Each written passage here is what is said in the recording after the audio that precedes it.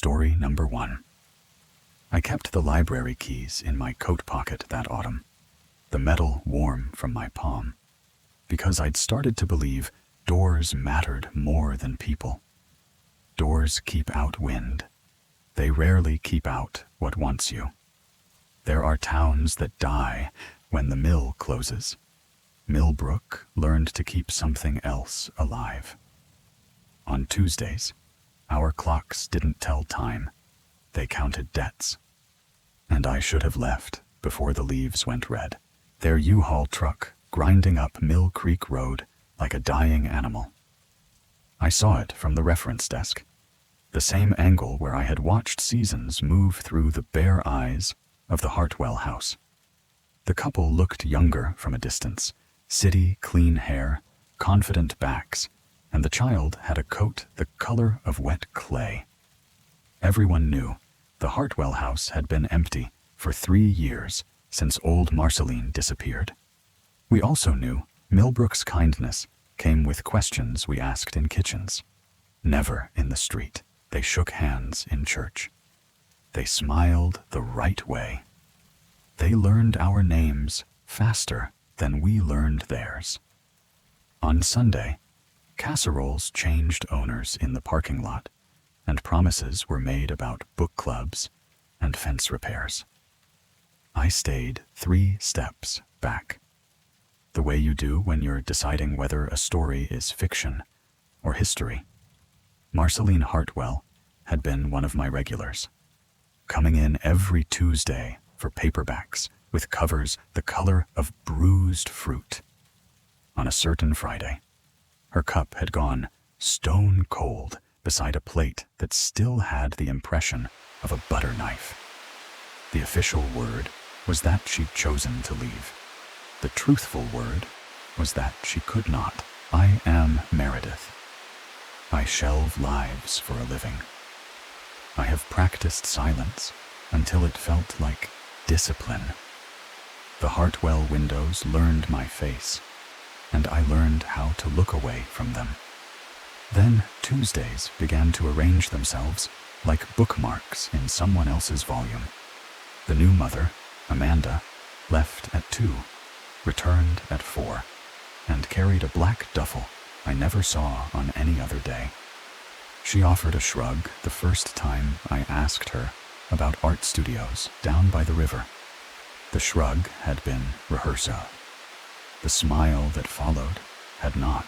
Isabella, their girl, drew houses with too many doors during story hour and chose books with maps. Fletcher, the father, talked about remote work he could do anywhere, which meant he'd chosen to be here. He said it the way people say they've stopped drinking coffee, as if the choice were benign, as if the body ever forgets. By November, the trees were down to their nerves, and the river had started talking like a witness. I locked the library early and followed Amanda, car length by car length, past the last decent streetlight, past the place where the pavement grew tired of itself. The mill's administrative block rose out of the weeds like a courtroom. Brick, boarded windows, the suggestion of order. She idled for nearly 10 minutes. Then Saul Hendris arrived in his old blue truck, the same vehicle that had pulled neighbors out of ditches for 20 winters. He carried what she carried. They traded hands without touching. I didn't breathe. Or if I did, my breath belonged to the building he left. She stayed, staring at the brick, the same way you look at a word you've known your whole life and suddenly can't define. I drove home on a road that had grown new meanings, parked, and went to the archive drawers where Millbrook keeps its unbeautiful truths.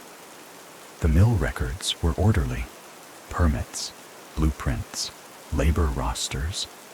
They were also incomplete in the human way: notes in the margins, numbers that didn't equal themselves. The cemetery had moved uphill in 1951. The math did not travel with it. 23 remained under concrete. 23. And then the rest of us above them. I slept near the light that night. On Sunday, the same people who pressed pamphlets into newcomers' hands sang hymns about mercy. On Monday, they bought groceries and hose clamps. On Tuesday, I parked in the tree line and watched them arrive as if the calendar had called them by name. Amanda first, then Saul, then Garrett, who could make a porch square by eye, then Fernanda, with a tote that had seen 1,000 potlucks. Estella, who knew the weather by listening to the radio and by listening to feet. 6 others whose surnames were my card catalog. Each carried the duffel. Each moved like they had practiced in a room with mirrors. When the bags opened, the light found metal. When the paper opened, the stains had a language. Shovels went into earth that had been inconvenienced by industry, but not persuaded by it. Words were spoken, not loud, not soft, but final, and the ground received what it was owed. The ritual had the politeness of a church potluck. Each person brought a dish. No one left hungry. I watched until my hands remembered a tremor I hadn't asked for. And then, because the worst work of a librarian is cross-referencing, I did it with faces. Our town didn't keep secrets. It carried them in daylight. Tuesday, from 2 to 4, had always been our absence. Tires were rotated, errands run, basements organized. It was how we managed our dead, the way we managed winter, together, without complaint. What I hadn't understood was recruitment. I thought the mill had taken jobs and left ghosts. I had not understood that when people vanished, the town had learned to make of that vanishing a payment plan. I drove home. The houses had never looked so domestic. Doorbells, hoses coiled like sleeping animals, pumpkins still on porches, though the skins had sagged.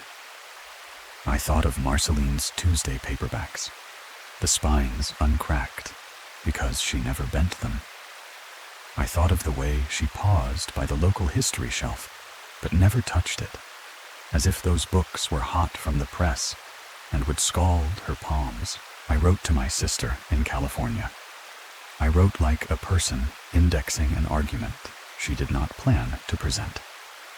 There is a debt here, I wrote, and they are good at paying it.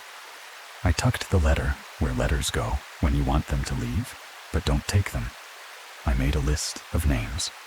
I made copies in my own hand, because copy machines forget us more easily than ink. Morning found me with a plan so thin, even the day could see through it. Drive out, drive west. Keep the library keys in my pocket as a kind of promise. Instead, I found 4 naked rims and Amanda in my driveway, with a shovel dressed up as a neighborly errand. Fletcher loaded the bag the way men load camping gear. Isabella watched with eyes that were older than her parents' wedding photos. The library is closed on Tuesdays now, isn't it, Meredith? She said, letting my name sit in the air like a prayer that only looked like a question. We thought you might like to see where all the old books go when they're not needed anymore. She said it with a smile you could take to a bake sale. The shovel was an afterthought made of steel. There are lies, and there are sentences so true they come around the other side and sound like lies. Old books go to the place where the town keeps the rest of its history. Beneath brick, beneath weeds, beneath a calendar that pretends to be ordinary. I unlocked the library out of habit and stared at the wall clock that had hung there since my first day. It had drifted 5 minutes slow last summer, and I never fixed it.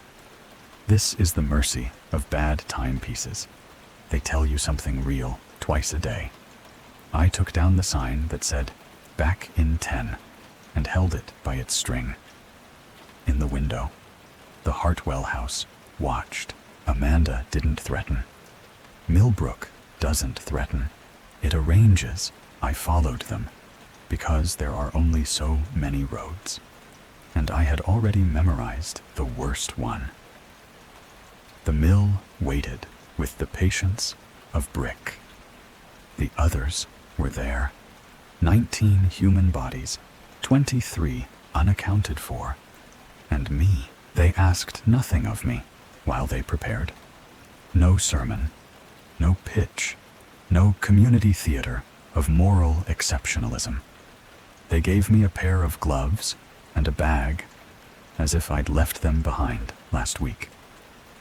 They set a lantern near the place where the foundation met soil. Someone pressed a flask into my hand and called me dear. I did not drink, but I warmed both palms. Families that feed the town, Estella said, become the town. She said it like a genealogist reading a stone. What if the town is a mouth? I said. She tilted her head with the gravity you save for children and for people who already know. Then we are its teeth. This is how you join a cult in a place that doesn't believe in cults. You show up on a weekday with people who have fixed your gutters and watched your cat.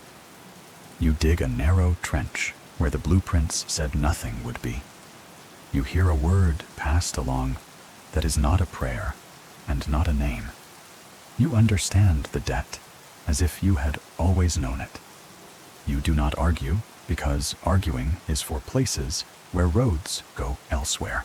They wanted me to help them set aside the old to make room for the new. The phrase had the tone of a library withdrawal stamp. Cancelled, discarded, withdrawn from circulation. There is a shelf in my back room that holds volumes no one requests. Dust doesn't settle there. It chooses that shelf as a home. I thought of that shelf as we wrapped parcels and tied knots that anyone could untie, but won't. The air had the sweetness of rot that has learned patience. Why this place? I asked Saul, who could turn a broken handle into a door that remembered how to open. Because it was built on forgetting? He shrugged like a carpenter considering level.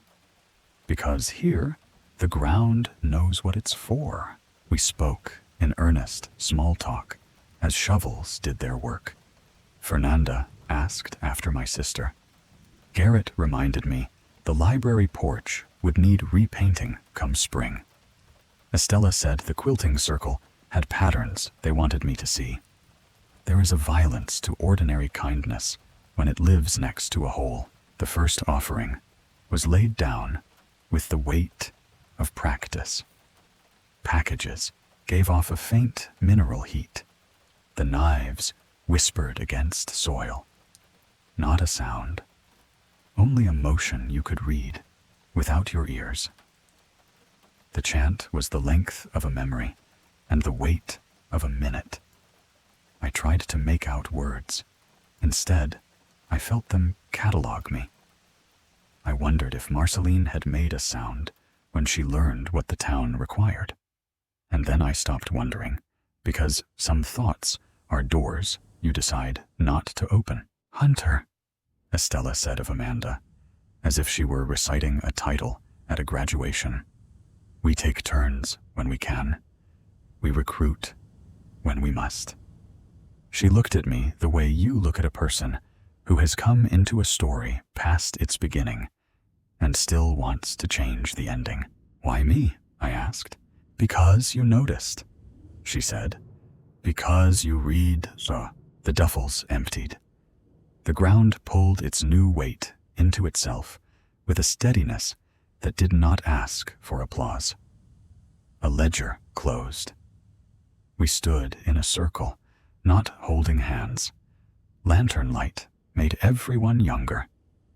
I saw Fletcher glance at his daughter, the way fathers do when they're trying to measure what the world will ask of her and whether they can pay it first. In the car on the way back, Amanda sat beside me.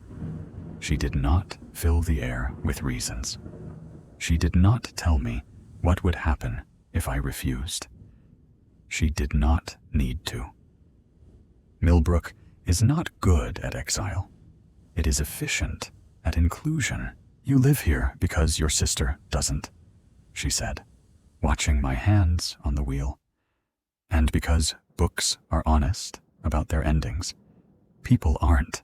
I live here because the library needed someone who hates losing things. I said, and that's what I'm asking, she said. Help us not lose more by becoming the reason we don't, I said. She looked toward the river, where the light went to think. By becoming the reason we still have a town at all, at home. I stood in the doorway and tried to imagine another map. A place where 23 was only a number, where Tuesday was just a day, where a girl named Isabella chose picture books with trees instead of doors. I packed a bag without looking at the items, something like faith, something like surrender. Then I sat on the floor and took the library keys out of my pocket and set them on the rug between my knees. There is a point in any story where the narrator admits she is not brave. This is that point. I stayed. Not because I believed, but because belief is a luxury, and belonging is a weather system. A week later, I rearranged the local history shelf. I put the fragile town ledgers on a lower level, where hands that shook could still reach. I wrote a new accession note. Materials relating to the relocation of the 1847 cemetery and subsequent industrial development. I did not write the date. We do not date weather. Amanda came in at 2:15 with a canvas bag that was not a duffel. She checked out a book about typography. She asked about family story time for December. She stood with me in the window's square and looked across to the Hartwell house and said nothing that could not be published in a church bulletin. You don't have to, she said finally. I know, I said. But if I don't, someone else will, she nodded. We keep our promises here, even the unspoken ones, I said. Especially those, she said. The second Tuesday, I went without pretending I had been coerced. The gloves fit better. The shovel felt less like an argument. I do not know whether habit is holiness or resignation. I know that when the lanterns made their low halos and the ground accepted what it was given, the air felt relieved, the way the reading room does after closing time, when the books can breathe again without being asked to provide. I brought something from the library. Not a book, never that, but the stamped cards we no longer use. Each card a record of who had held what and when. I burned one corner and let the ash mix into the trench, an index made anonymous. It felt like truth scaled to my size. That night, I dreamed of the Hartwell windows blinking. I dreamed of Marceline's butter knife leaving its impression not on a plate, but on the town's throat. I woke with the taste of iron and said her name into the unlit room. Names are keys, even when they don't open anything. At work, I began a quiet project. I moved certain titles forward, not the gossipy histories that make us feel like we have learned something when we've only learned better names for our alibis. I moved forward the books on consent, on coalitions, on how to turn away without becoming cruel. I made a display that looked like any other display. I did not title it. Isabella started choosing chapter books. She preferred maps still, but she drew fewer doors. One afternoon, she asked if I had any stories where the monster and the town made a treaty, and everyone kept it until they didn't. I told her all stories were like that, if you hold them long enough. She accepted the answer with the seriousness of a child who has seen how grown people keep their faces on in public. Fletcher came by with a list of handyman tasks the friends of the library were planning for spring. He measured the porch while I pretended not to see the new calluses on his palms. He told me he missed the ocean. I told him we had a river. We stood in the kind of silence men from places like this call comfortable, and women like me call work. By January, the cold had settled its argument with the river. The town held its breath and called it winter. I learned the names of the 23 without being told. I heard them in the way Saul counted bolts, in the way Fernanda labeled her casseroles, in the gaps Estella left in her sentences. The dead were a grammar. We were their syntax. A storm came through and took out power on a Monday. Tuesday, we met anyway. Lanterns are not made quaint by necessity. In their low light, faces returned to the ages they had been when they first learned this ritual. I could see the boy in Garrett, who had handed shovels to his father and watched the earth give back steam. I could see the girl in Estella, who had listened at a heat register and understood that words travel even when you do not invite them. Once, Estella said, when we had finished and the ground had gone quiet in a way that did not ask to be named, we tried to stop. The year the mill closed, we thought the debt had been paid. We made it to February. What happened? I asked, already knowing. We learned that hunger is not employment, she said. It does not depend on industry, only on attention. I looked at the foundation and thought of the first library I loved, the one where the reading chairs were too big and made you feel like you might be swallowed by comfort. I thought of how often I had let that chair hold me and how rarely I had asked what it wanted in return. We walked back to the cars. Amanda touched my shoulder the way women do when they are reminding each other that bodies remember. Next week, she said, and there was no question in it, only a date. I drove home and placed the keys on the same stretch of rug. I wrote another letter to my sister and did not send it. I addressed an envelope to myself and set it on the kitchen table where a butter knife had once left a ghost of its edge.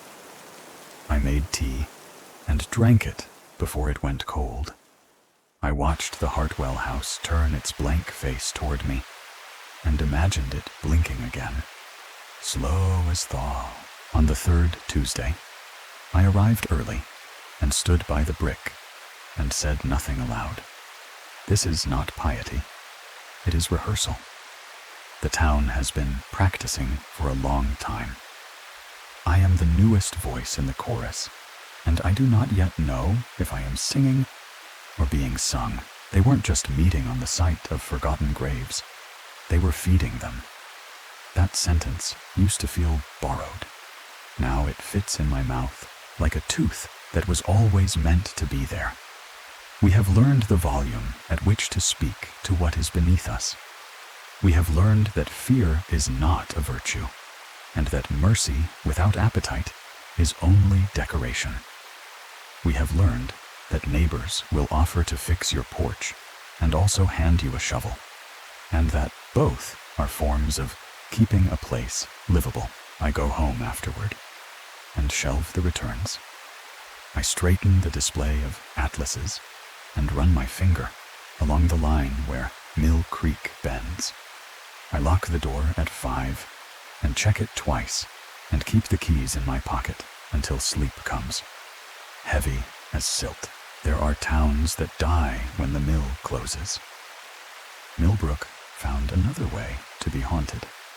There are librarians who save books. I save the names we don't print. On Tuesdays, I keep faith with the debtors and the debt. I will not run. I will not call this holy. I will call it ours. Story number 2. 5 nights ago, I learned which trucks carry the living and which make room for the missing. 4 nights ago, the deputy smiled like a doorman holding open a gate to somewhere no one returns from. 3 nights ago, my manager paid me for my silence with a bonus that felt like a price tag. 2 nights ago, I filmed what no resume should include: body-shaped cargo and a ledger that never reaches the state. Tonight, the trailer doors are open for me. I took the night shift because routine is a kind of anesthesia. Names on receipts, bills in a drawer, coffee poured in identical paper cups. Those motions have a way of narrowing a life until worry no longer fits. My name is Diana, and the clock taught me a script. Midnight to 8 o'clock A. Refill the burner. Nod to a driver. Ring up a cigarette brand. A tired hand doesn't even need to request. The road hissed past the forecourt like a river that forgot the ocean. Out here, lights arrange a small republic. Aisles, cooler doors, a counter. Everything else is acreage and dark. The map places us where lines meet. Highway 19 and County Route 47. The map does not mention the back lot, the one bald rectangle of gravel behind the building where trucks idle beyond the cone of our cameras. The map has never stocked shelves at 4 in the morning.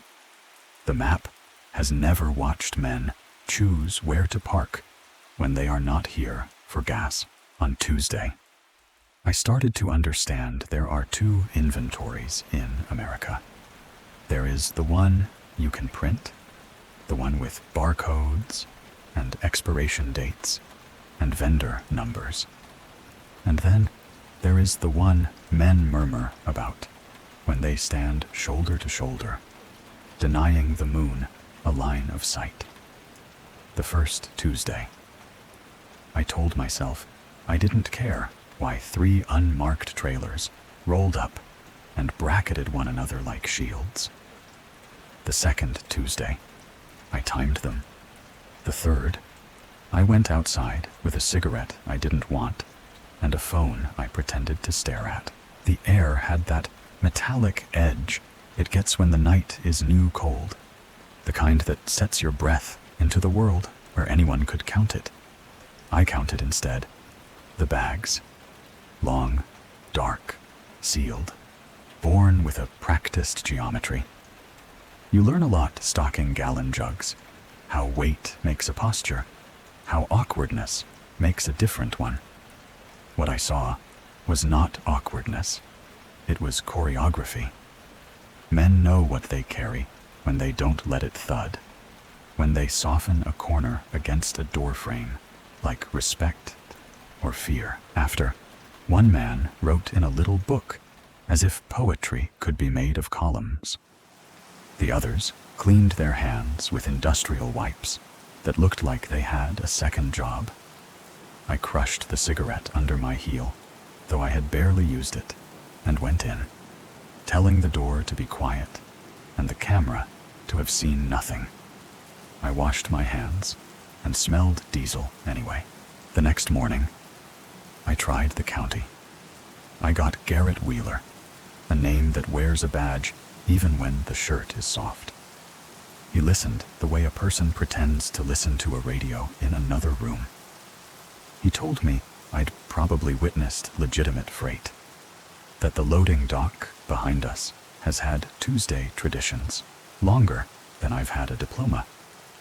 He suspected the night had reached into my eyes and rearranged what was there. When he laughed, it was in a tone meant to set a boundary.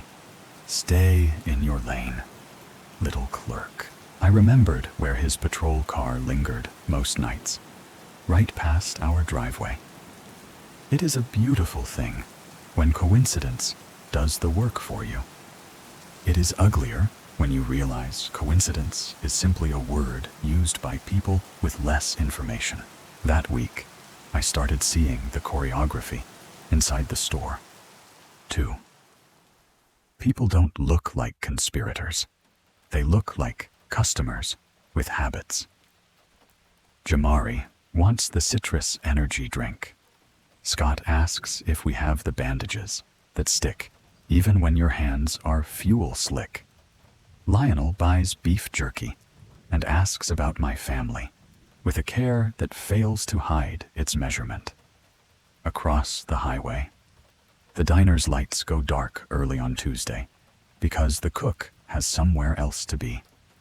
In town, the parts dealer talks about out-of-state deals that deliver at night. The funeral director, Ford, comes Wednesday mornings. He wears the expression of a man who keeps a ledger most of us never see. He buys cigarettes like a metronome. Patterns make a life. Patterns also make a case. 3 Tuesdays later, I earned a mistake. I set my phone against the window in a nest of snack boxes. The camera angled toward the back lot like curiosity could file a report. The footage would be dark and grainy, but darkness can be sharp if you let it. I thought evidence would save me. Evidence is a word for something you can hand to someone who wants to help. It does not account for the ones who have already sold their hands. When I turned around, Casas stood by the counter, counting bills in the cash drawer, as if he were checking my math. I had rung him up a dozen times. Cash only. A nod, a step away. Now his smile held a different assignment. He asked if I enjoyed the show. My mouth chose the lie that makes a body smaller. I don't know what you mean. He named the 5 years the Tuesday meetings have run. How men like me are bad for business. He told me to call Deputy Wheeler if I wanted a second opinion. And then he asked after Ariel, the deputy's wife, folding her name into the sentence like a photo slipped under a door. Pills, he mentioned. Depression, managed by the generous schedule of a network that likes its helpers malleable. I went home, thinking resignation is a door you can open whenever you want.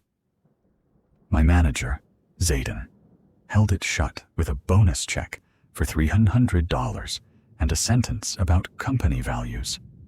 Reliability, discretion, loyalty. Words with edges. Words used like levers.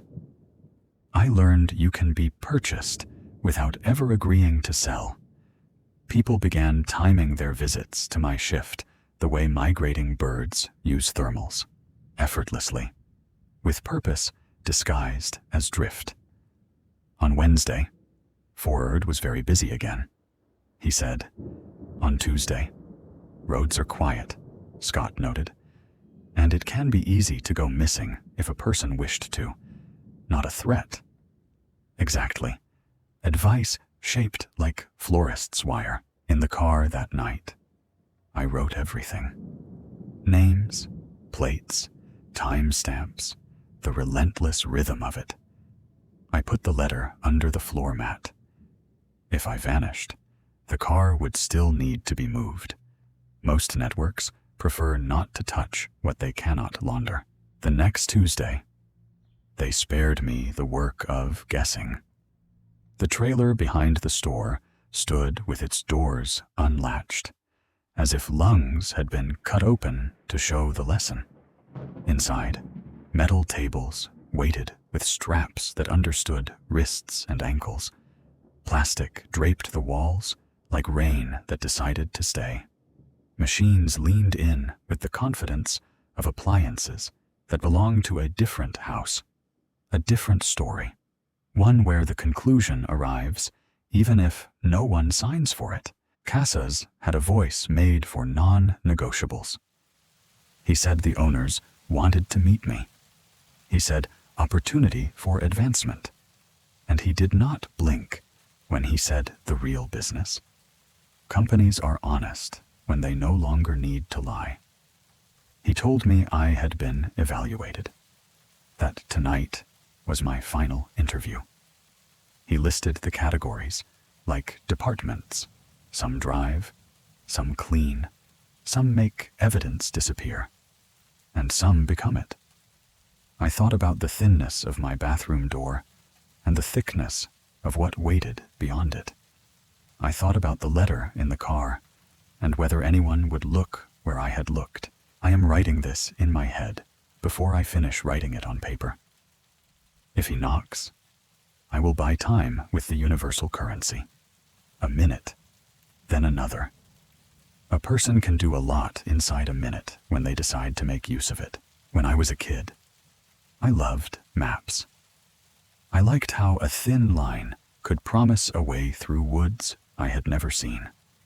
I liked how a symbol could mean an entire town. Here, the symbol for crayons, gas, and go would be a modest drop of ink next to a strip of asphalt. On that map, no one is forced to choose between complicity and disappearance. On that map, Highway 19 is an artery, not a vein left open. When Garrett started buying coffee twice a week, he always asked about my parents. He asked with genuine warmth, the kind that allows two truths to share a table. He is kind, and he is compromised. The last time I saw him, he leaned against the counter, like a man searching for language. If he is an accomplice, he is one who needs to look away in order to remain so. I did not ask him for help again. Asking would have been another kind of threat, a reminder that his house had been leveraged. 2. With Ariel's medicine bottles lined up like fence posts. There is a relief in understanding a system, even a cruel one, because once you know what each piece is for, you can interfere. The diner that goes dark on Tuesday becomes a door alarm. The auto parts man with his out-of-state deliveries becomes a courier of names he doesn't realize he carries. The funeral home becomes an archive of ash. The inventory ledger becomes the story's spine. A spine can be broken. I began with the ledger. I asked Casas how you reconcile miscounts. He looked amused, like a teacher happy to be asked to demonstrate the trick. Redundancy, he said. Every route is mirrored until the paperwork agrees. Then he changed the subject to career paths, and the way he handled those words was more obscene than anything in the trailer. I nodded a lot and let my hands tremble just enough to flatter his assessment of me. People who are sure they are shepherds forget sheep can run downhill faster.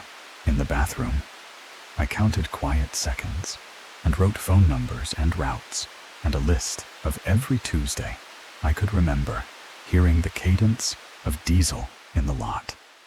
I thought about the simplest weapon a clerk has, a key. We use it to kill pumps after hours, to lock up the lottery display, to seal the door when a storm bullies the building. We use it to open a power panel no one looks twice at. It is ugly to use a key for anything else, but ugliness has already decided to come inside. I tripped the breaker that feeds the rear floodlamps. Darkness poured like paint over the back lot. Men cursed softly. Men do not like to work without their audience of shadows. I turned on the forecourt spots instead, the ones that angle backward just enough to make mirrors into glassy betrayals. The camera inside the store sees only the forecourt. The camera outside the store sees only the door. If you know that, you can place a body where a camera chooses not to look and a microphone cannot reach.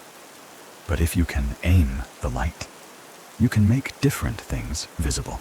A figure moved inside the open trailer. Another turned to look toward the store. A habit, a reflex, a check. I made sure they saw me move across the counter with a phone in my hand. It is not courage to perform a gesture a man expects. It is camouflage.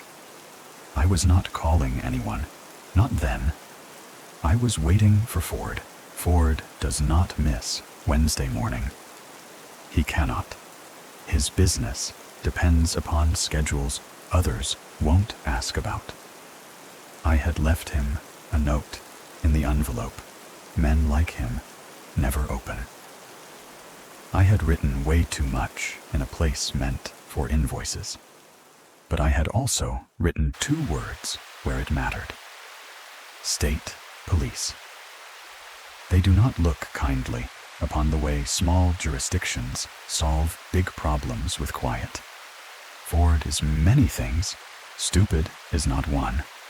If my note found him, it would sprout legs. What I needed was 12 hours. No plan survives the first question. Casas asked me to step out so we can talk without the hum of refrigerators. His eyes were kind enough to pretend it was for my comfort. He gestured toward the open trailer, as if to a conference room. I told him I would prefer to remain where other people might come in for snacks and coffee. He said our meeting would be brief. He said I had a future if I behaved like a person who knows what good fortune looks like. The men who have done this 100 times watched our little theater like security staff. I asked for time to lock the restroom. It is a silly request if you think about it. Men like this do not fear the door ajar. He let me go. I left the faucet running, not because I needed noise, but because water deploys scent.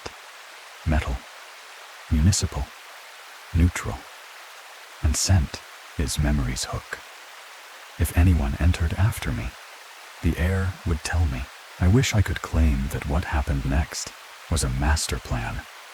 It was clumsy, improvised, lucky, and expensive to my nerves. I took the stack of receipts, the register prints for every sale, peeled off the top 10, and wrote names where the items should be. The machine stamped time anyway. If the state ever asked why a single shift sold 10 coffees at 2:07 a.m., I would say we had a rush. I would say I have the filmed proof of a different kind of rush. I re-angled the phone, and, for once, the camera loved me. The floodlights I had turned toward the forecourt skittered off chrome and glass to throw a pale wash beneath the open trailer lip. A man in a ball cap dragged a bag into frame and paused to adjust his grip. The shape inside slumped toward the gravity we all share. It is an indecency to describe details. Some things you do not narrate, even if it would help your case. I will simply tell you that the line of the bag's contents had joints. When the man rested his hands, he did it at the places where we all bend. The book came out again. The inventory, that word like a prayer answered in a warehouse. The page turned. The pencil made its marks. I learned that night what a luxury a stamp is. A stamp says the world agrees with you about what exists. A pencil says you are still deciding what deserves to. My phone filled and choked and wanted to stop. I deleted photos of a life I will never have. A weekend river, a small cake with too many candles, my mother's hands on a dog's face. I made room for the present. That trade has a taste I will not forget. When I came out of the bathroom, Casas was leaning against the counter, like a manager about to give a performance review. He mentioned loyalty again, how the owners notice employees who understand discretion. He dangled titles that mean nothing at a business like ours. He said, my schedule could change. Day shift is a reward men like me are supposed to want. Then he said the quiet thing loudly. Some people are better as signals than as staff. My mouth stayed polite while my hands calculated distance to the door, to the breaker, to the coffee pot that can make a room smell like a morning you might want to keep. I asked whether the state requires a different license for unmarked trailers. His smile faltered the width of a quarter. Then it returned. Paper is local, he said. We all live here. He was right about the way corruption prefers a short commute. It is a peculiar comfort to realize you are no longer the point. Casas had decided I was either recruitable or recyclable. Both are logistics problems. Logistics problems have solutions that look inevitable when written after the fact. I wished to be a problem shaped like time. Time is harder to stack. The night deepened. Trucks arrived that I had never seen. Men I had never rung up. A network revealing more of itself because it believed the room was now secure. The owners remained offstage. They always do. They are a story eventually told in courtrooms by accountants with trembling voices. I would like to live long enough to hear those voices at 4. The diner across the highway blinked 2 ceiling lights in their kitchen and then went dark again.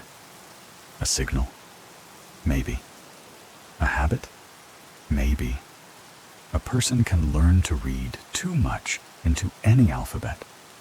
I chose to read it as a promise that not every door in this county was locked from the inside. I wrote another note, smaller this time, not for Ford, but for the line cook who smokes out back when no one is hungry. I promised cash for a message driven to the state station on the ridge. I put the note into a magazine and the magazine into the take-a-penny tray with a 20 under it. I am not wealthy. I am very motivated. When the bell over the door stirred, it was a stranger with a trucker cap that said a place he had probably never been. He bought a soda and left without making my note any lighter. I reminded myself that plans like mine require a witness to bump into them by accident. I reminded myself that faith is simply a decision to keep acting like the future will exist. By 5, men began to look at their watches. Schedules are temples. Casas gestured again toward the trailer, his patience the width of a final warning.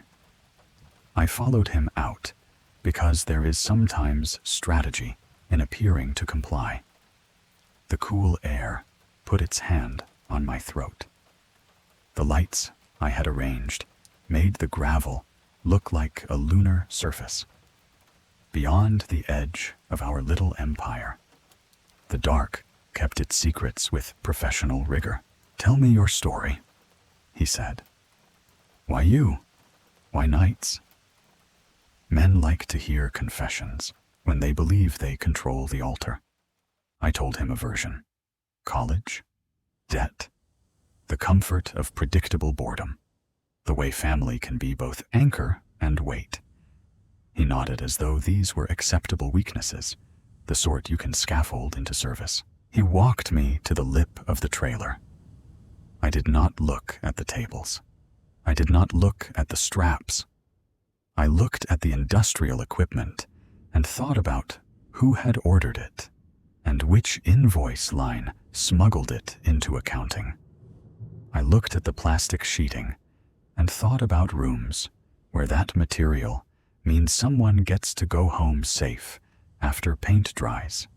Context is a tyrant. He started talking about starting positions. Drive a route, clean a spill, carry a bag. Eventually, he said, you can stop thinking about what's inside.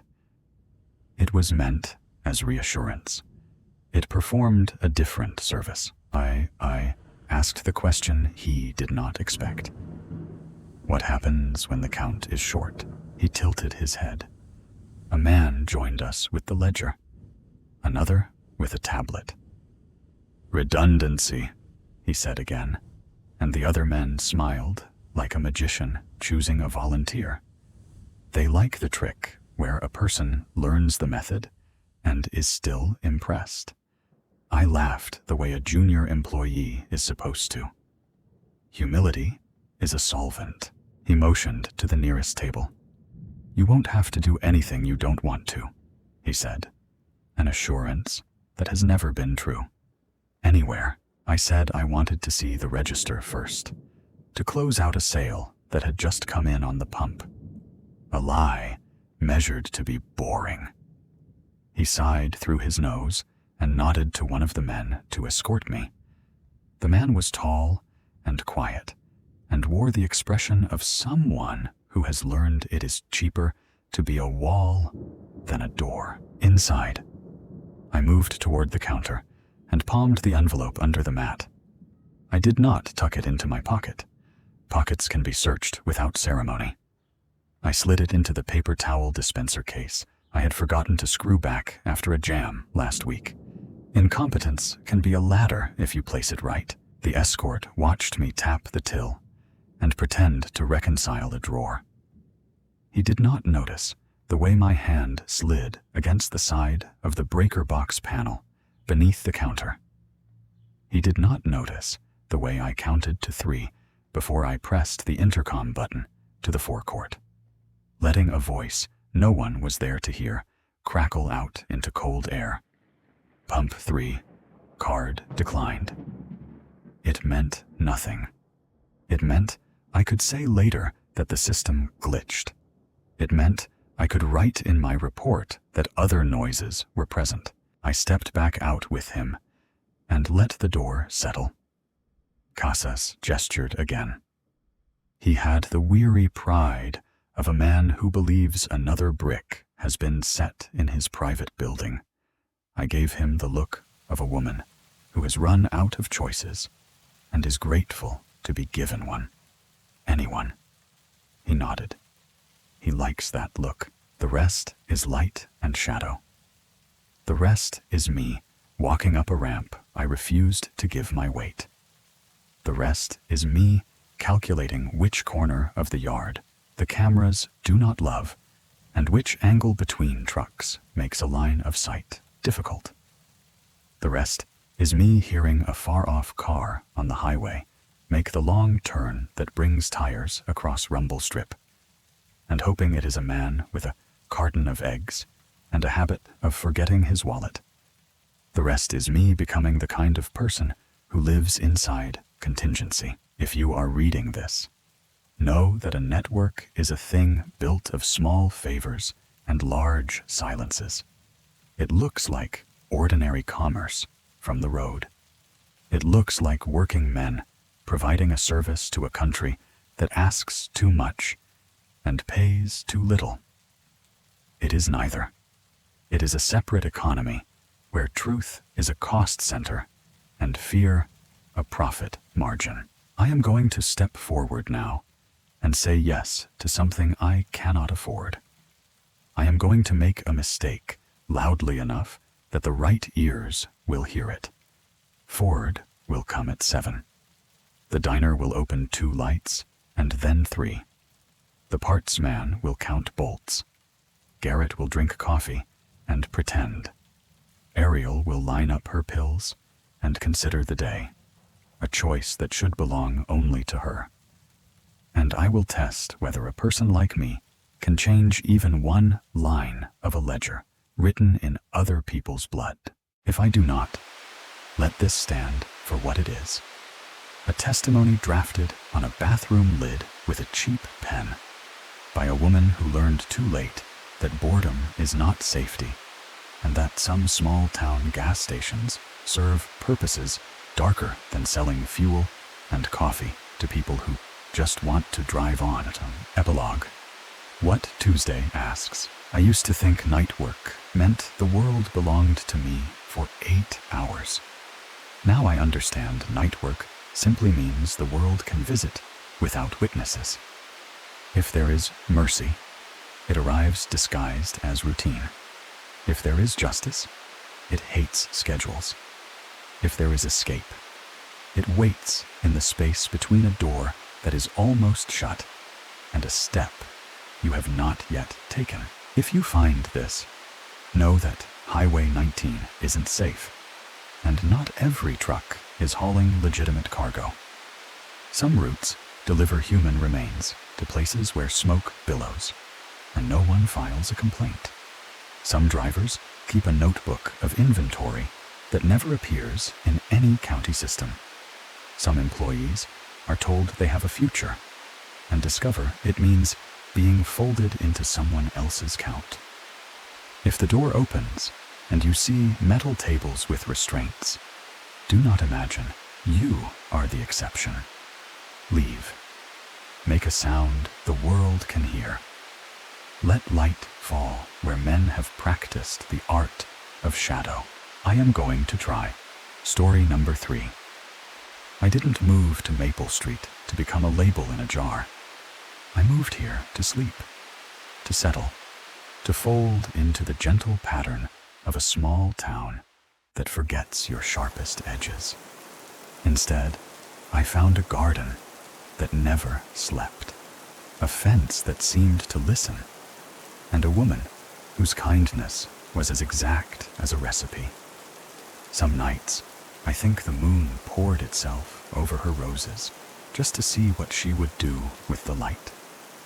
And now, when the key no longer turns in my own door, I know why the soil keeps rising in tidy mounds.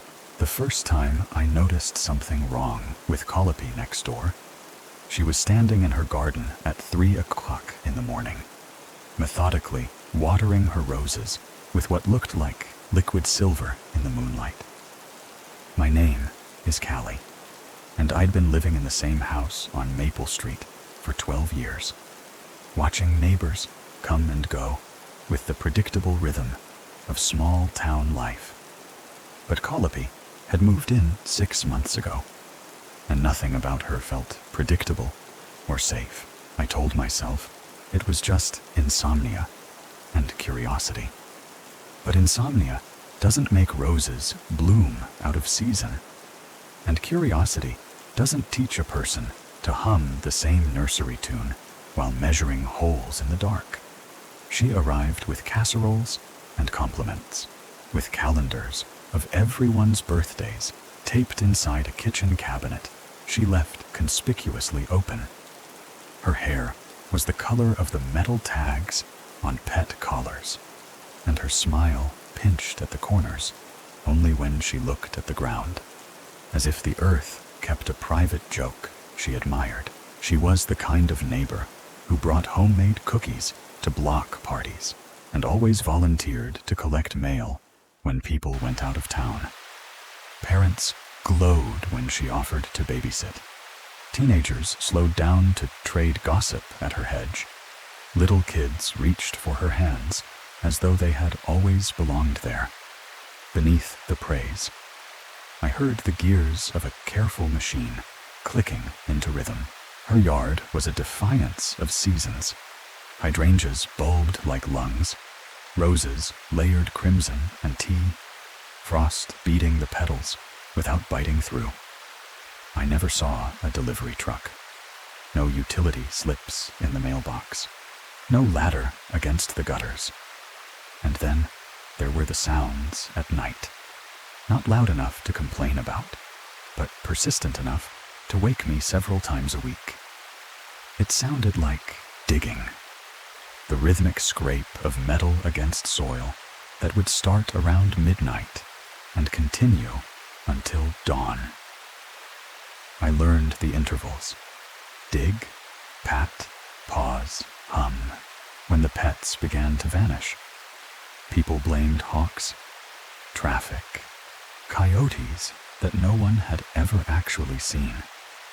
Miriam's cat stopped coming home.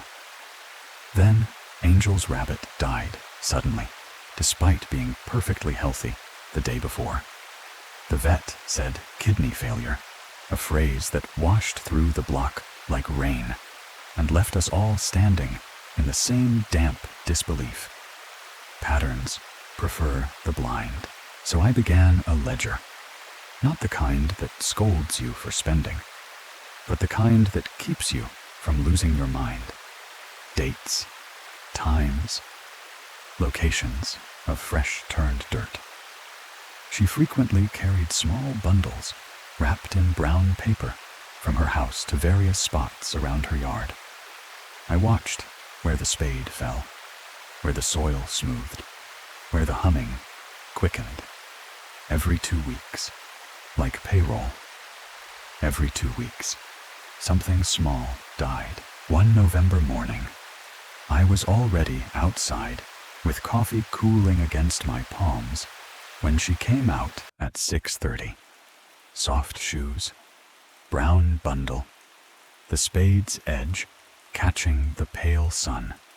She went to the rose bed along our shared fence, a place whose roots tunneled under both of our houses like a handshake. A secret, it turns out, is just a handshake with the lights off. She dug, neat and quick, and then she unearthed something she had hidden earlier, something I recognized even at a distance, because grief teaches you the shapes of ordinary things. It was a collar, small and blue, with a silver bell that I recognized immediately as belonging to Angel's rabbit. She wiped it clean, sealed it in a bag, and slipped the new bundle into the hole. That afternoon, I phoned Amanda 2 doors down and asked an unkind question. She answered through tears. Yes, the collar had a bell. Yes, it was blue. Yes, the vet couldn't explain it. Our sweet, helpful neighbor wasn't just coincidentally present during our pet losses. She was actively collecting them. The word collection settled in my mouth like a coin. Cold, metallic, already spent. Isabella, the other neighbor whose windows faced Colopy's basement, told me, privately, about the odor that rose like steam at dawn, part cleaning fluid, part August trash day. She had seen glass jars moving from the basement, liquid sloshing, shapes floating like small, obedient moons. Kindness can be a glove. The basement is the hand. 3 weeks later, my cat, whiskers, refused food, eyes bright as if lit from the inside by a wrong star. The tests showed an unknown compound. The vet recommended animal control. By the time I got home, he could not stand. I wrapped him in a towel the color of laundry room light and sat on the floor until the room tilted. That night, the humming returned, and I watched Colopy cross her yard with a bundle larger than usual, stepping exactly where she had stepped before. She walked to a section of her garden that she'd never used before, directly under my bedroom window, and began digging with a practiced efficiency. The tune she hummed was the same one she used during block parties. That detail broke something quiet inside me. I waited, then went out with a flashlight and a small shovel. The ground gave like breath. A few inches down, glass, a jar, something pale turning slowly in clear fluid. A handwritten label that simply said, Whiskers, November 15th. Below that were the words, Collection 47. I returned the soil as carefully as a liar replacing a truth and went inside without turning on a single light. Morning made me brave and stupid. I called the police. The dispatcher explained property and consent and the flexible legality of dead animals in jars. Evidence, she said. Not timing, not suspicion, not humming. That afternoon, Colopy knocked on my door with a plate of fresh cookies and asked about my sleep. She pressed a vial of herbs into my palm and told me to brew it strong. The safest poisons are the ones you choose yourself. I poured the tea into the sink and phoned my sister out of state. If I didn't call tomorrow, I said, call everyone. That evening, I saw her standing at her fence, watching my house with the same patient attention she gave her roses. She waved, and the wave felt like a door swinging inward without a hand on the knob. I began to understand that the pets were practice, not prize. They taught her where we would look, how long we would grieve, which of us kept spare keys in ceramic frogs on the porch. Later, the scraping sounded closer, beneath the floorboards, beneath the bedroom where my ledger lay open like a confession. To be collected is to be measured. To be measured is to be made small. At dawn, a neat welt of soil swelled in my yard, the kind of tidy disturbance that makes you doubt yourself. Whisker's collar was hanging from my mailbox with a note that read, Thank you for your contribution to the collection. The paper smelled like the basement from Isabella's story. I tried my front door key. It refused to turn, as if the lock had already practiced for this moment and learned my hesitation. I'm writing this because I think I understand now that the neighborhood pets were never the real collection. They taught patience. They bought time. They anesthetized the neighborhood with manageable sadness. Colopy has been studying us, learning our routines and vulnerabilities, determining which of her human neighbors would make the most suitable additions. I can name the jars by number now. 47 is a cat. 48 is a woman who thought she could out-record a ritual. If I end up behind glass, label me honestly, Callie. November, file 48. Acquired by kindness, preserved by attention, stored beneath roses that drink from the dark. Story number 4. I woke with courthouse dust in my lungs and a date inked on my palm I couldn't remember writing. 5 floors above the basement. The old building breathed like a sleeping animal, waiting for us to make the next mistake. Every camera in the museum loved to notice what the guards did not. There are numbers that feel like doors. 23 was a revolving one, and something kept pushing from the other side. By the time the council signed, the ink smelled like iron, and the night had learned our names. My name is April, and for 3 years, I'd served as the curator of the Whitmore County Historical Museum. I kept the keys on a ring, heavy enough to moor a boat, because responsibility deserves weight. Each evening, I walked the same loop. Lights, Cases, doors, logs, believing ritual could domesticate fear. The building had once been the town's original courthouse from 1847, a place where law pretended to outshout sorrow. Its bones still remembered verdicts. The rooms still kept secrets in their corners. Above, we had high ceilings and tall windows that let in streams of dusty sunlight, generous light that made school children fall quiet for a moment they would not remember later. Below, there had always been something unsettling about the basement storage area. We worked around it the way you work around a bruise. Careful, courteous, never naming the ache. People joked that old buildings like ours came with their own ghosts, as if humor could make insurance out of dread. When the county decided the museum deserved a new wing, optimism arrived, wearing neon vests and carrying clipboards. I signed for permits, poured coffee into paper cups, learned the first names of men whose wrists were scarred with honest work.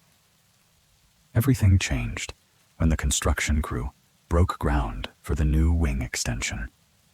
The back lot became a clean wound, edges staked in plastic flags. Morning by morning, the ground peeled back like a document sealed by heat and time. They found the circle on a Tuesday when the sky was the color of a court reporter's page. 23 wooden boxes arranged in a perfect circle, all addressing a central stone altar, as if it were the only patient listener left in the county. I climbed down on the ladder, slick with mud and breath. Standing in that muddy pit, watching the crew lift lids as carefully as if the future lay underneath. It did. The contents confounded grief. The skeletons were disassembled with a precision that felt devotional, wrapped in oiled cloth and nested into patterns that looked like equations solved with patience instead of chalk. No one wanted to say the word ritual. Everyone felt it. I called the state. Dr. Armando Fitzgerald arrived with field boots and a measured kindness, the sort you learn from ruins. He photographed and paced and made notes in tight handwriting that kept its own counsel. When I asked for comfort, he traded it for truth. We needed to rebury everything immediately. This wasn't a mere burial ground, he said, but a binding site designed to keep something contained rather than to honor the dead. He spoke gently about vows not made at an altar of flowers, but of stone and duty. The 23 had not been victims. They had been volunteers, keepers whose choreography of bone and linen enforced a border for the living. His report carried the same 3 warnings he said he had found in other places with the same geometry. The bones were not to be moved, the arrangement was not to be disturbed, and the central altar was never to be opened. But budgets already have gravity. Promises already have momentum. The commissioners smiled like people grateful for useful legends, and then voted for drywall. They wanted their new museum wing. The work resumed. Trucks groaned. A bulldozer trimmed the circle. Parts of the past left on pallets look like hardware.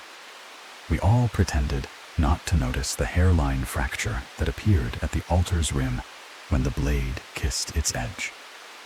That weekend, the building began to answer in ways even the practical could not ignore. That weekend, the museum's security system began malfunctioning every few hours, insisting on movement where there was none. The temperature in the basement storage area dropped by 15 degrees, and no thermostat could persuade it otherwise. A century-old clock began to hesitate between minutes, as if time itself were reconsidering our request. Hannah, my part-time assistant, sorted accession records into neat stacks and, without drama, told me she had started to dream of tours with no guides, dreams about people walking through the museum at night. Soon our docents reported the same. 23 figures wandering the exhibits with the concentration of people trying to reassemble a map from fragments. The figures weren't ghosts in any traditional sense. They trailed no cold spots, did not vanish when addressed. One woman, dressed in clothing from the 1800s, stood studying pottery and lifted her gaze to mine. All awareness, no malice. Her language was unfamiliar, but meaning traveled another road. She pointed to the basement stairs and drew a circle in the air that would not close. What I learned from her, through sketches and gestures and the few English remnants she carried like coins, was sharp enough to cut. Something that should have remained buried had been set free when we broke the choreography. The 23 guardians had awakened because their arrangement had been scattered. The entity below, named by no one because names are invitations, was using the museum as an anchor point, amassing leverage, testing doors. They were trying to rebuild the circle, but they were ghosts without tools, defenders without shields, guardians without weight. They needed what we had taken: the design, the order, the grammar of a barrier. They needed their bones returned because the pattern wasn't symbolic. It was structural. Without it, without their bones in the proper arrangement, their presence thinned at the edges. I read until my eyes burned, digging through county minutes, missionary reports, and family stories whispered across kitchen tables. The land had a reputation the founders never dared print, a place where something ancient and malevolent had been imprisoned. The courthouse had been set there on purpose, a lid of law over a jar of fire. For more than a century, the numbers held. The county's disasters were ordinary, which is to say, survivable. Then the knights learned our names. Store owners unlocked in the morning to find chairs stacked in precise rings. Teachers erased strange symbols on walls they swore they hadn't written. Parents found their children sleeping by thresholds, as if waiting to escort someone in or out. We were being rehearsed, our hands trained to draw the music the circle needed. The commissioner, who had laughed the loudest, woke in his driveway with dirt under his nails and no memory of the hours between midnight and 4. Reports multiplied. Phones filled with grainy footage that made the museum's halls look like a magnet shaking iron filings into place. It culminated, of course, where stories prefer to, on the hinge between one year and the next. On New Year's Eve, the situation reached a tipping point. The whole town, all at once, shared the same architecture of sleep. We all found ourselves standing in the museum at midnight. The 23 stood together around an absence that writhed like a thought, learning to become an intention. The thing in the center was hunger and malice given consciousness, a will with no face, an appetite with no shame. The guardians did not beg.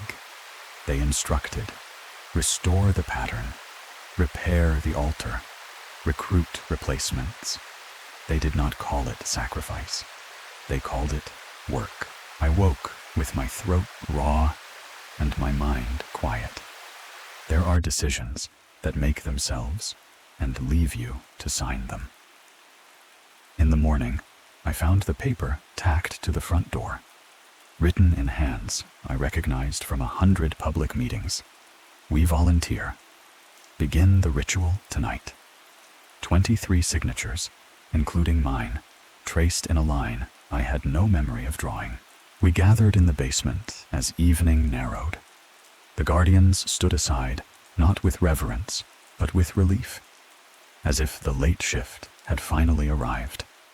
We laid out linen like blueprints and lifted stone like punctuation. Dr. Fitzgerald returned, without lecture, carrying only a toolbox and the gentlest instruction I have ever heard. Do it right, and do it once. No chanting, no theatrics. A barrier does not require applause. It requires accuracy. I am not going to put the mechanics into the world. Some work is safer as silence. I can tell you what it felt like when the pattern began to hold. The air cleared as if pulled through cloth. The pressure of the building leveled. I felt an interior hinge catch, a click that had nothing to do with gears and everything to do with consent. The guardians lifted their chins, not triumphant, but restored to purpose. Outside, wind leaned against the windows and found no purchase. The presence in the center pressed once, twice, and recognized the old grammar waiting for it. It settled, not asleep, alert, contained, hating us, but at a distance we could live through. I am writing this from the office, where accession forms huddle like dominoes, awaiting a hand. On the desk is the key ring, heavy as a promise. I don't know whether we have bought a century or a single quiet winter. Only that a circle is a sentence whose meaning is in the repetition. If you are reading this because the building learned your name, tidy your affairs and come downstairs. The 23 always need replacing. Eventually, the work is heavy. It is exacting. It is, in the oldest sense, beautiful. Story number 5. The first warning wasn't the sign. It was the taste of metal that settled on my tongue, as if the air itself had been scrubbed with remorse. I told myself I was only stopping for a few nights, that survival was just a matter of staying small and quiet. The lot was a ring of corrugated coffins under a sky with no witnesses, and every window felt like an eyelid refusing to open. I was still driving even after the engine quit, coasting on panic, carrying all the wrong kinds of secrets. By the time the gravel began to whisper under my tires, I had already rehearsed the apology I planned to hand to my cousin, like a fresh bandage. I will not embellish the beginning. The smell hit me first. A layered mixture of propane, rotting garbage, and something organic that clawed down the back of my throat. My name is Amanda, and I had driven 18 straight hours because debt collectors had converted my fiancé's promises into schedules and threats.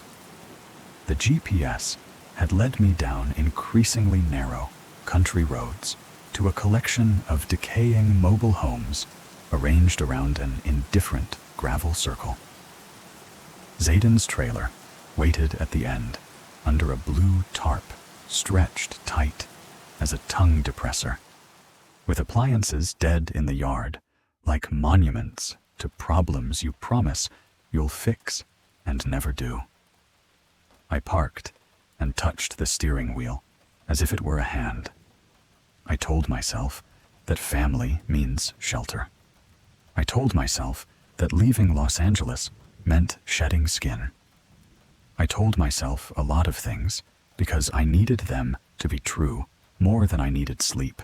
Zayden opened the door, already apologizing with his face. The weight had bleached him thin. His eyes jittered like insects against glass. He hugged me in a way that measured bones, then whisked my suitcase inside, as if movement alone could heat a cold room.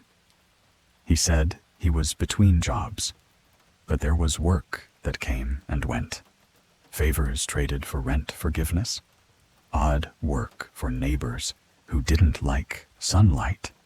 The place was cleaner than I'd expected, but beneath the citrus plug-in drifted the stinging ghost of solvents and something metallic, like pennies chewed into steam.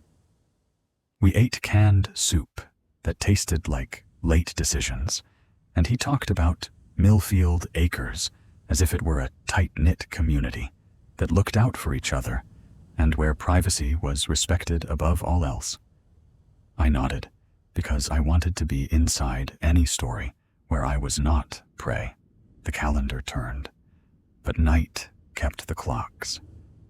On my third night, engines nested in the gravel in a slow, methodical pattern. I parted the curtain with 2 fingers. They weren't cars or trucks. They were working animals, vans and box trucks, breathing in time, spending maybe 10 minutes at each location, and then gliding on.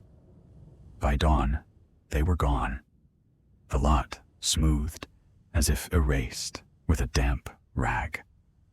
When I asked, Zayden offered a smile as thin as receipt paper. Deliveries, pickups, side businesses, makers and resellers with unconventional hours. I wanted to believe him because it would cost less strength to believe than to resist. The isolated location excused the hour. The weed-choked ditch excused the noise. The blue tarp excused the rain. The hours were nocturnal because the living here were too. Weeks are honest in a way, days are not. Patterns folded themselves into certainty. Tuesdays and Fridays became choreography. The same vehicles, the same stops, the same trailers with windows covered with heavy blankets or aluminum foil. Lawns collected objects that didn't collect anyone. When I fished for conversation, Marceline angled away. Ford tightened his jaw and told me curiosity is an animal that bites its own tail. The chemical smell intensified near certain corners of the park where grass browned in rectangles. There is a moment when denial becomes cruelty.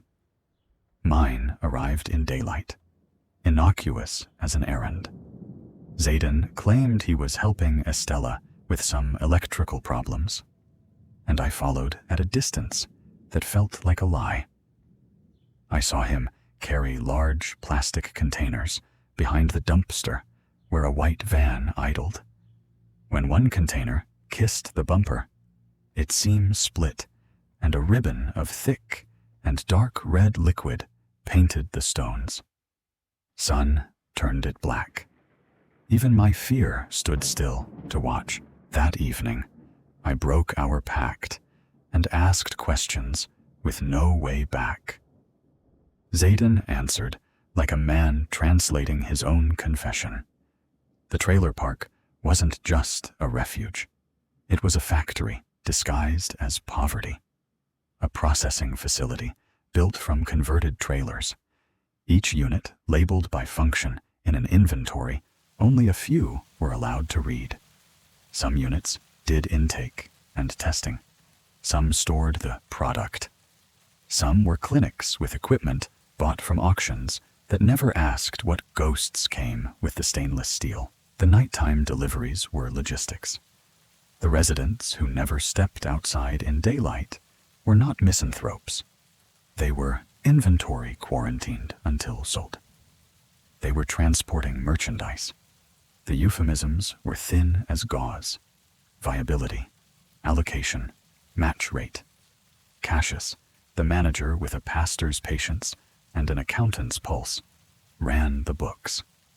He found people like me, people who wouldn't be missed immediately, People fleeing creditors with no forwarding address. People who believed the story where a trailer park is mercy if you squint hard enough.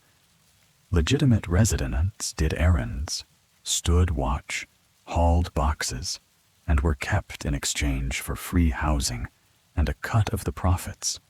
A cut as literal as it sounded. If you listened too long, I asked the wrong question last. Why me? Zayden did not build a lie for comfort.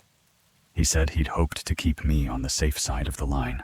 Legit, alive, useful. But he did not draw the line. Cassius did, with spreadsheets and a physician's cool arithmetic. Young, healthy people with no immediate family connections were particularly valuable, and my escape from Los Angeles registered not as tragedy, but as market value. His voice didn't break. It never had to. He had learned to speak like anesthesia. Calm, clean, efficient. I did not sleep. Tuesday returned like a promise. The vehicles moved with military precision, collecting packages that had once been human beings with names and families and dreams for the future. Dawn unspooled in sterile thread. Morning brought Cassius to the door, dressed like a handyman who went to school in a lab. His honest face held a calculator. His calloused hands had learned how to cradle and to cut. He asked about my history, who knew I was here, what medicine I took, what blood would say if it could. He smiled when I evaded. A patience that said answers come with time or scissors. Zayden hid the knives. The industrial strength cleaners won their war with every other smell, leaving only the metallic odor of large amounts of blood to sign the air. I wrote because writing can be a door, even when it is only a picture of a door. There's no escape from Millfield Acres. You can map it, but that only helps the trucks. If this sounds like a confession, understand that confession is just memory under pressure. I was not brave. I was awake. Awake enough to notice that the blue tarp spoke a language of weather and secrecy. That Ford's toolbox had labels in medical shorthand. That Marceline never bought groceries, yet always had ice.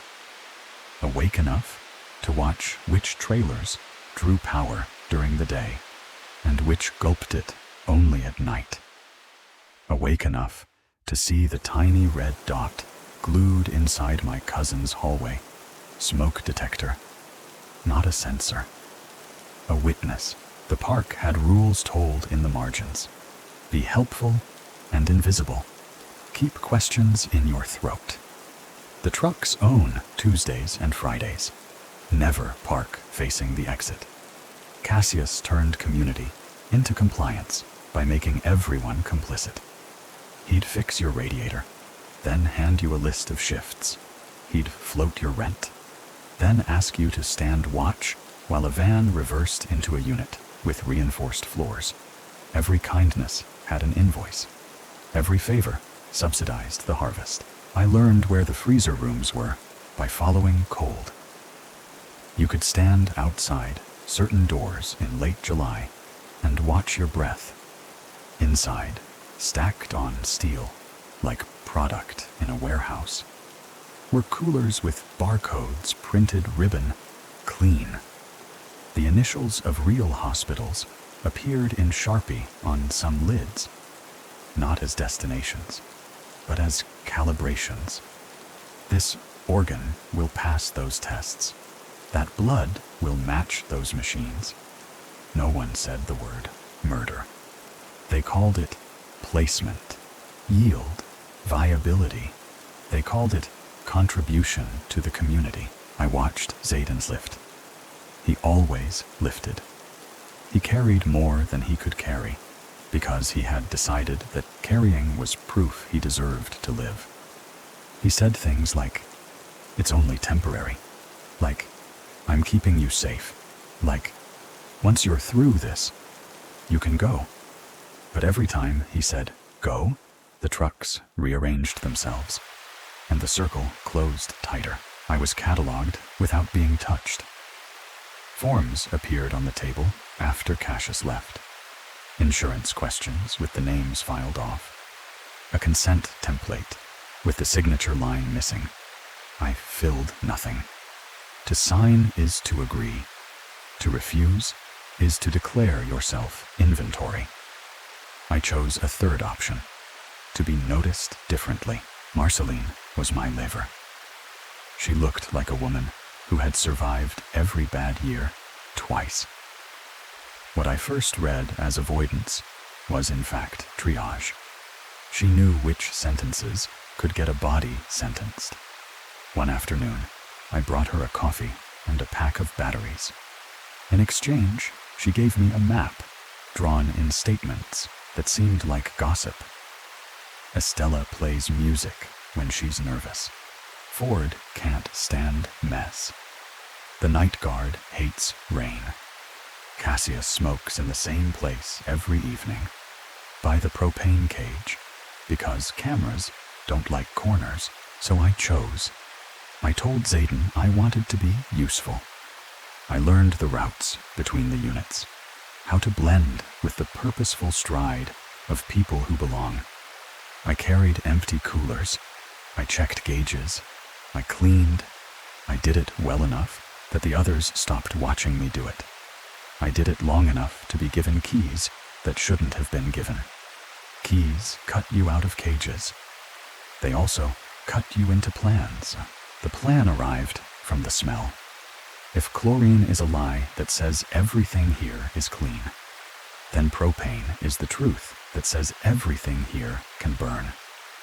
I am not a hero, and I am not a monster. I am a woman whose life had already been measured and priced by men who liked to schedule other people's endings.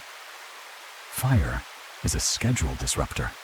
Fire is loud without a sound. On Friday night, I volunteered for inventory.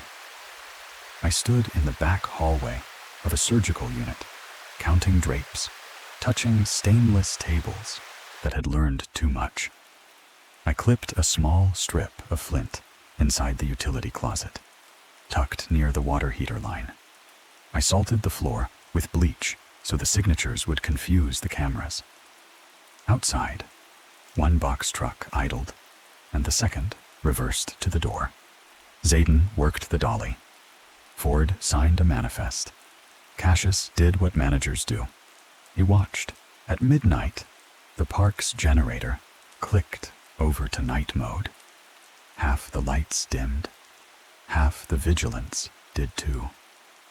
I moved like a person with a job. I held the door. I fetched tape. And then I dropped a wrench. Not an accident. A choreography. Ford hated mess. He set down the manifest to fix the symmetry. Cassius followed the problem the way water finds a crack. Zayden bent to lift what he always lifts. I reached the propane cage with a key and a breath.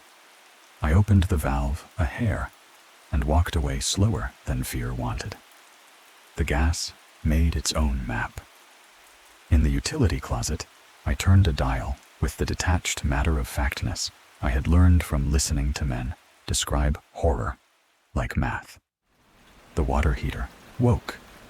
The air changed. The cameras swallowed static like candy. I did not watch anything ignite. I did not need to. Fire is an accountant when it comes to debt. What I watched was Zayden. He stepped into the doorway and understood what I had done. He didn't shout. He didn't run. He put his hand on the blue tarp outside and closed his eyes for one long second, as if asking permission from the only roof that had never judged him.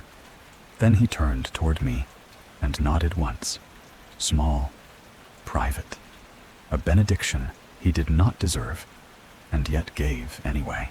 The first detonation lifted dust into a silver fog. The second drove people into patterns I had rehearsed. Doors opened that had never opened. The trucks untied themselves. Ford ran toward paperwork. Marceline grabbed my wrist and aimed me between units like a compass.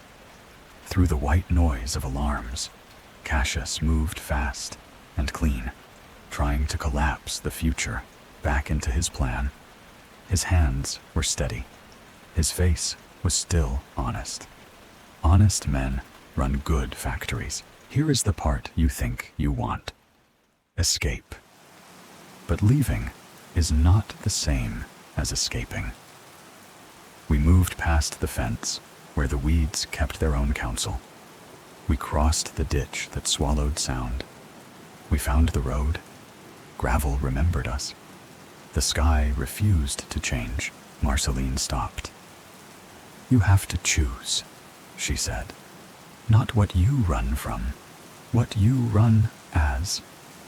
She let go of my wrist and turned back toward the orange blooming over Millfield. She had another debt to settle. Or maybe she had simply decided that some doors only open from the inside. Zayden reached me then. Breath torn. Eyes open for the first time since I arrived. He said my name like a password he had just learned. He told me to keep going. He told me he would collect me later, that he had to make sure the right trailers were empty, the right ledgers ruined. He said he could fix this. He said he could fix anything. He reached for me. I stepped away because some touches are inventory. I took the road alone. Every mile afterward had the texture of a confession. I stopped at a diner that had been washing the same ceramic cups since 1974 and asked for coffee. I did not drink. In the bathroom, a girl with inked knuckles met my eyes in the mirror. She nodded, like she knew the smell I carried. Perhaps she did. We all carry something that tries to name us. When I finally opened a cheap notebook in a cheaper motel, the page asked for evidence. This is me giving it. If you're reading this, know that some trailer parks serve purposes darker than providing affordable housing. That family members who invite you to their corners of nowhere may be offering you as tribute to the math of men.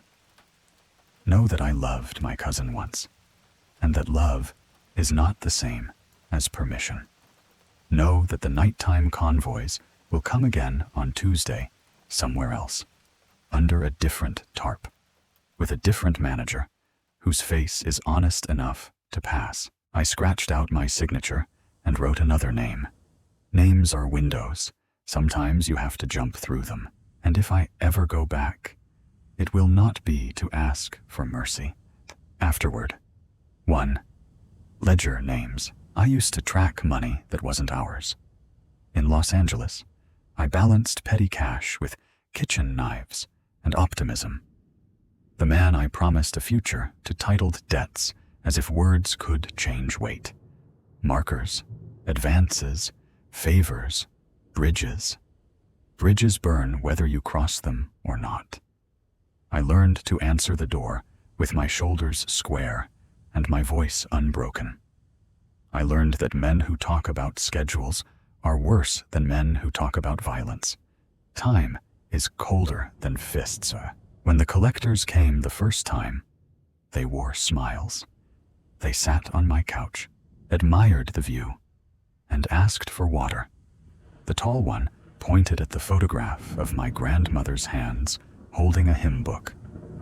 He complimented the framing. Then he told me exactly how many hours were left before the late fee turned into an interest that accrued on flesh. He said I had a loyal face. He said I must be good at keeping track of things. He left me a card with a number that rang only at night. I do not pretend that Millfield was the first room where my value was measured. It was simply the room that did not pretend to be anything else. The trucks did not gossip. The coolers did not make small talk. The lists were not metaphors. Body is a currency. The park was a bank that never closed. If you want to know why I stayed long enough to strike a match, here is the simplest answer. People were in there. I had slept in rooms where the eyes in the walls were cameras. I knew their posture. I had brushed past doors that exhaled cold. I knew what cold meant. I was tired of walking away from nouns I could change afterward. 2. Foundations and windows. A week after the fire, a charity set up a mobile clinic 3 towns over. Their pamphlets had photographs of children in soft light and slogans about access, free screenings, they said, community health, they said. The van was the same model as the ones in Millfield, only it wore a smile. A man in scrubs, cleaner than any fabric that has seen actual work, offered to check my blood pressure. I said I was just passing through. He said, everyone is. I sat in my car and watched mothers carry toddlers up the ramp, watched old men lift their sleeves, watched stray dogs nap in the shade of a logo. When the generator hummed, my hands trembled with a memory of the night mode sound. I wrote down the license plate numbers without knowing what I would ever do with them. Sometimes, the only power you can claim is noticing. I called Zayden from a prepaid phone. He answered on the second ring and said nothing. I listened to a room breathe. Finally, he said, "It wasn't supposed to be you." The words were a ruin he kept trying to live inside. I told him there was no supposed to, only did. I told him which roads were clear.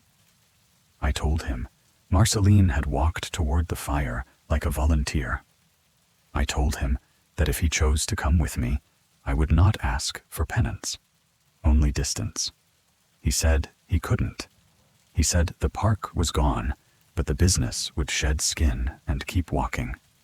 He said Cassius always planned 2 parks ahead. I hung up and stared at my face in the rear view until it became someone I could live with.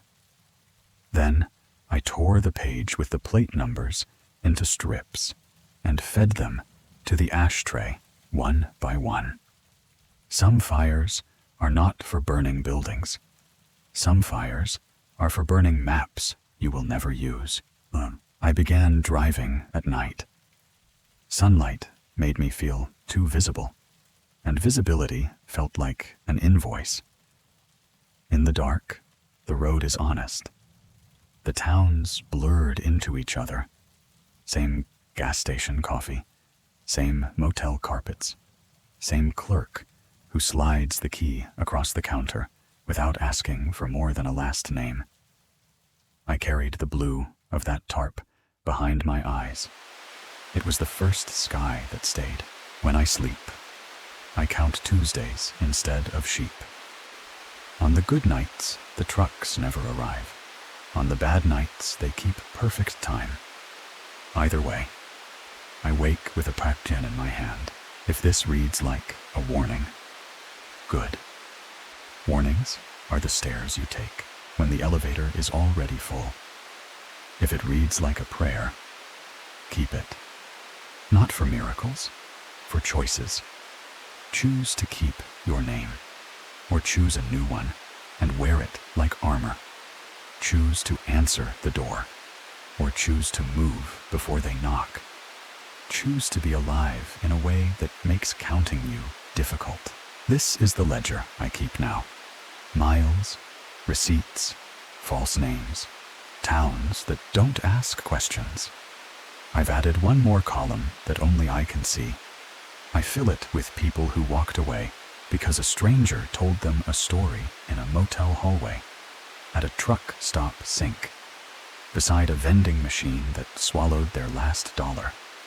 I tell them a story about a place with blankets nailed to windows and coolers labeled like Christmas. I tell them privacy was respected above all else, and the rent was cheap, and the bill came later, afterward. 3. The county line. The county line is a rumor painted on a metal sign, but it changes you anyway. On one side, I was a person who belonged to someone else's math. On the other, I was an unlisted number. I parked beneath a billboard for a storage facility and slept for an hour that tasted like pennies. When I woke, a farmer was selling peaches from the bed of a truck. I bought 3. The first one was too ripe and fell apart in my hands. The second was hard enough to argue. The third I saved. A small proof that not everything turns early. I started keeping my body like a library book. Carried, returned, renewed. I promised it due dates it could survive. I gave it water. I taught it that sleep is not surrender. Sometimes it is reconnaissance. I told it we are not inventory. Not today. There are people you will never meet who are carrying you right now. A nurse who turns off a radio because the song reminds her of a body that should have been a name. A trucker who pulls into a rest stop because his chest tightened when he passed a trailer park with too many tarps. A clerk who types slowly so the system doesn't find you so fast. None of them know me. All of them have held a small corner of the world steady long enough for me to pass. I did not bring the fire to be righteous. I brought it to make space. And if that space ends up holding a woman who reads this at her kitchen table and decides not to follow a cousin into the kind of isolated corner where nobody asks too many questions, then the math is different. Then the ledger bends. Remember this, if you remember nothing else. The honest face can be the practiced one. The calloused hand can be the steady one. And sometimes the person who loves you will set a table for wolves and call it dinner. Love them from the road.